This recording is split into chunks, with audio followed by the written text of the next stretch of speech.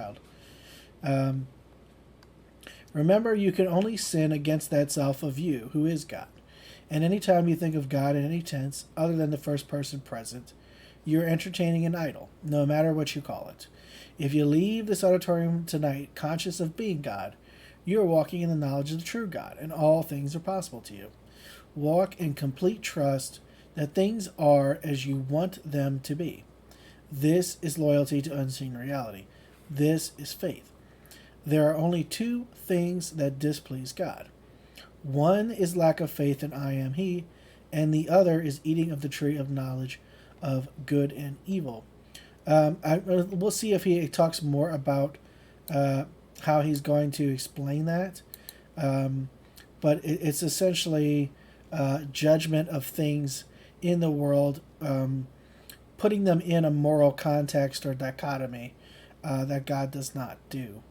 Um, and the lack of faith in I am is simply thinking that what you imagine is not going to express. And that your consciousness is not the only power. That's pretty simple.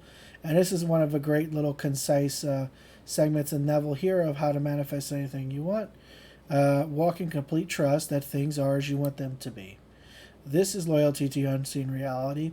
This is faith. That's interesting too. One is lack of faith in I am He, and the other is eating of the tree of knowledge of good and evil. We'll see if he explicates that a little bit further. Before descending into the land of forgetfulness, you made yourself a promise that one day your memory would return and you would realize that you were creator of it all. For God gave you Himself.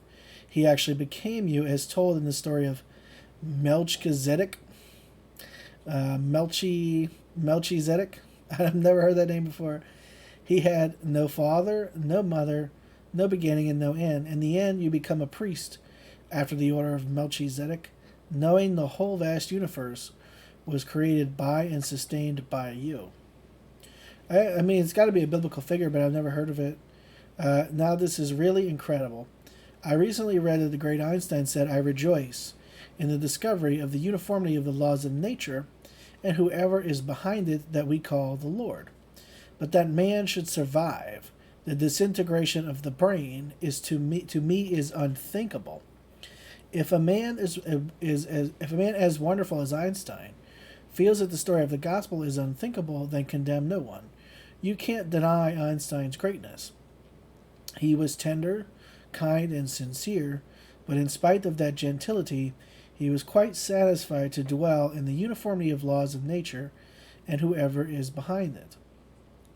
I tell you, there is one behind it all. In other words, he did believe, he externalized that power. He believed in God, but an external God.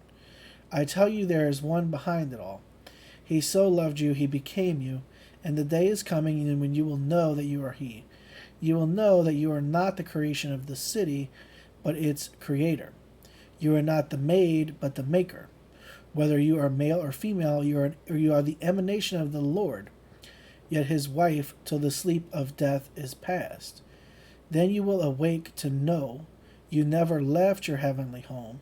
You were never born and never die, save in your dreams.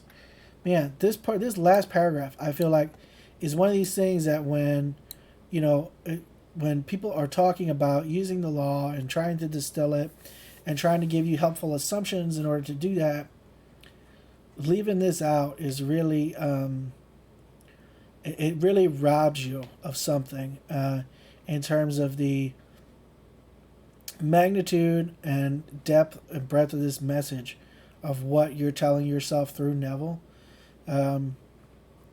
Like, you are not the maid but the maker.